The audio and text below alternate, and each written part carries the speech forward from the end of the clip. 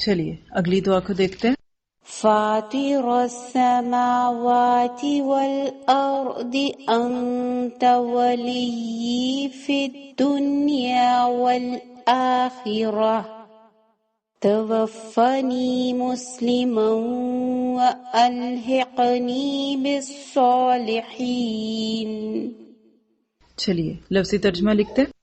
فاطر السماوات والارض، اس کو اکٹھا ہی لکھیں گے، آسمانوں اور زمین کو پھاڑنے والے، انت تو، ولی میرا دوست ہے، فی الدنیا دنیا میں، والآخرہ اور آخرت میں، توفنی فوت کرنا مجھ کو، مسلمن اسلام کی حالت میں، والحقنی اور ملا دے مجھ کو، بالصالحین صالحین سے.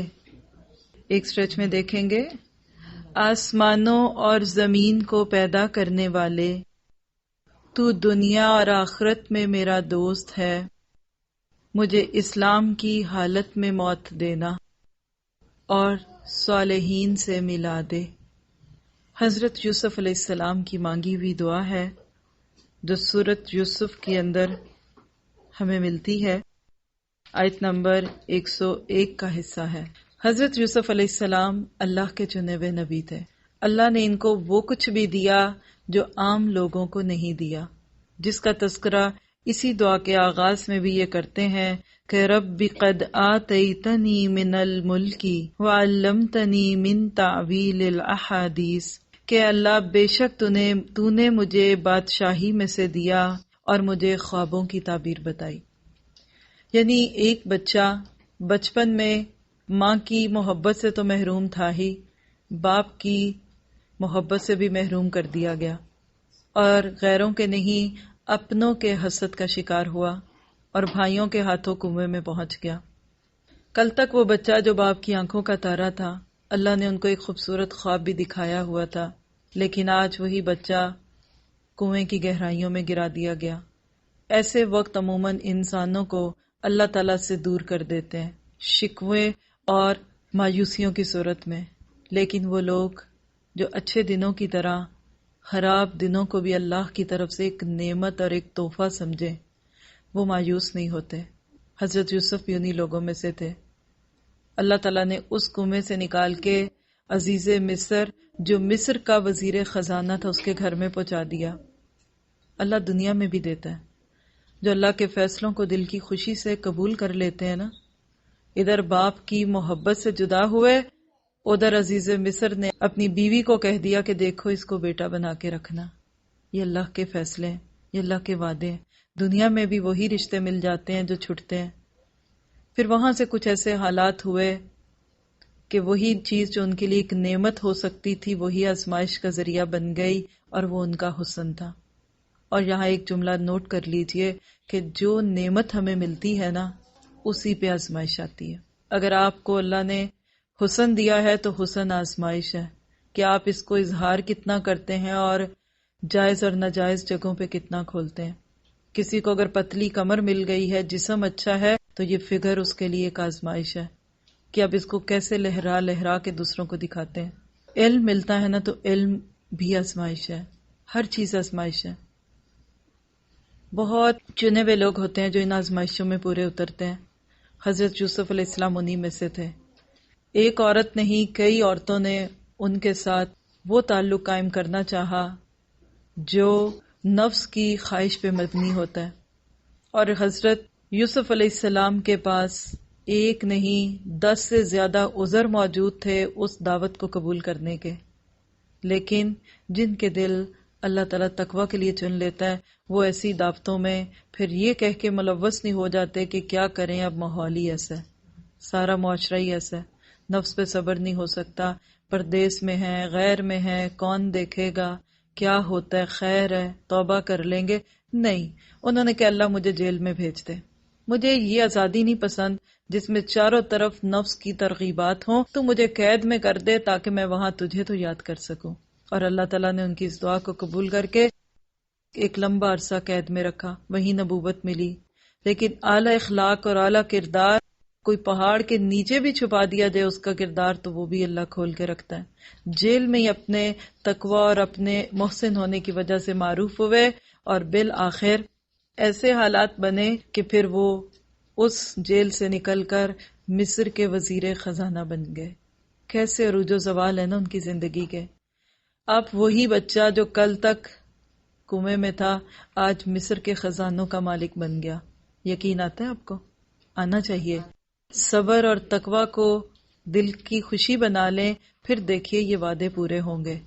ایسا ہی شخص جس کو اللہ نے دنیا کی پھر تمام نعمتیں دیں، سب گھر والے بھی آ گئے، لیکن ایمان والا ان ساری چیزوں کو پانے کے بعد ایک ہی چیز کی تمنا کرتا ہے کہ اللہ دنیا تو اچھی کر دی، اب موت اچھی دینا۔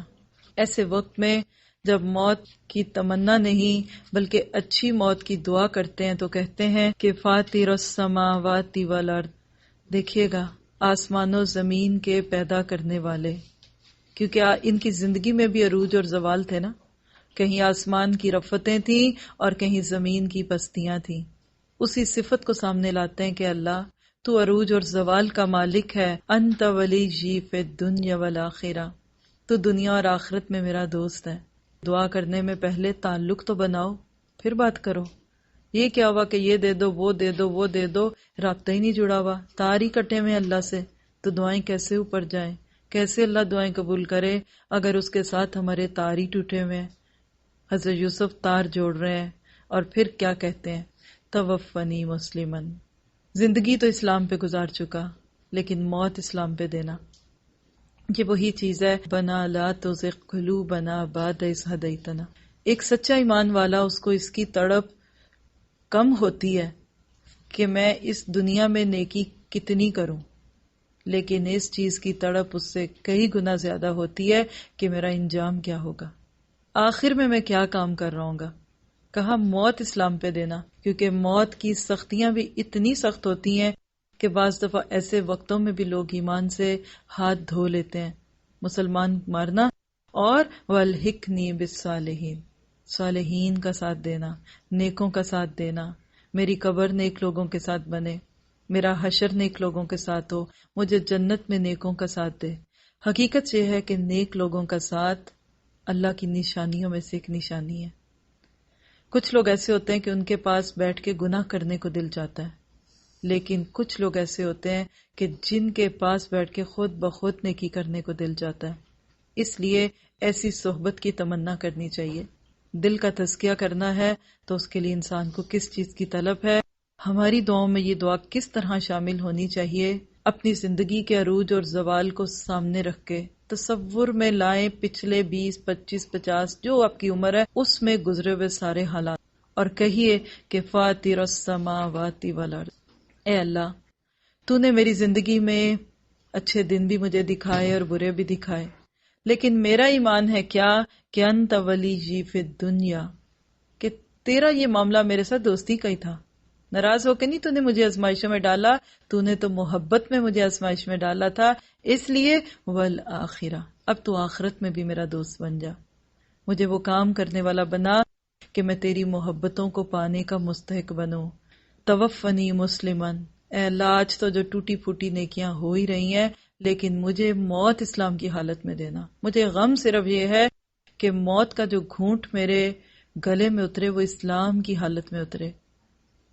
ہر ایک یہ تمنا دل میں رکھے کہ موت کے وقت اسلام نصیب ہو۔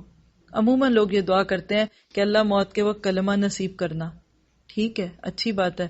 یہاں ایک چھوٹی سی بات بتا دوں، اس دعا کو تو مانگیے لیکن صرف دعاؤں سے اسلام والی یا کلمے والی موت نہیں آئے گی۔ یہ کب آتی ہے؟ جب زندگی اسلام والی ہو تو موت ایمان پہ آتی ہے۔ امام ابن قیم ہے یا ابن تیمیہ، ان کی بڑی پیاری انٹرپریٹیشن لگتی ہے، کہتے ہیں کہ ایمان والے کا دل اللہ کی محبت سے بھرا ہوتا ہے، ہر وقت اس کا دل اللہ کی محبت سے رچا بسا ہوتا ہے، اور اتنے میں ملک الموت کو دیکھ کر دل کی بات زبان پہ آ جاتی ہے، لا الہ الا اللہ محمد رسول اللہ، جیسے خوف کے وقت انسان سچ بولتا ہے نا، آپ چور کو یا ڈاکو کو دیکھیں تو خود بہت ہاتھ اوپر ہو جاتے ہیں اور چابیاں اس کے ہاتھ میں دیتے ہیں اور کہتے ہیں وہاں رکھی ہیں چیزیں، وہاں رکھی ہیں، کیونکہ ہم چاہتے ہیں کہ یہ جو لے لے میری جان چھوڑ دے۔ اسی طرح ایمان والے کے دل میں کلمہ ہوتا ہے، عمل میں ہوتا ہے، تو وہ انشاءاللہ اس کے پھر زبان بے موت کی صورت میں آتا ہے، ورنہ تو یاد رکھیے کہ موت کے وقت لوگ اپنی دھنوں کو سننے کی تمنا کرتے ہوئے بھی پائے گئے۔ تو جیسی زندگی ہوگی موت بھی ویسی ہوگی، اور آخری حصہ آپ کی سوچ سے مانگیں گی کہ وَالْحِقْنِي بِالصَّالِحِينَ، کہ اللہ میری کمپنی بدل دے، میری صحبت بدل دے۔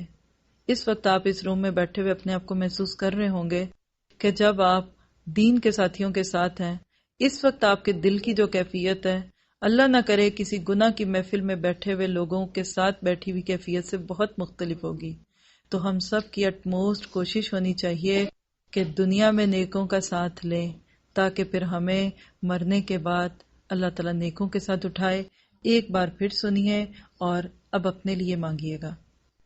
فاطر السماوات والأرض أنت ولي في الدنيا والآخرة توفني مسلما وألحقني بالصالحين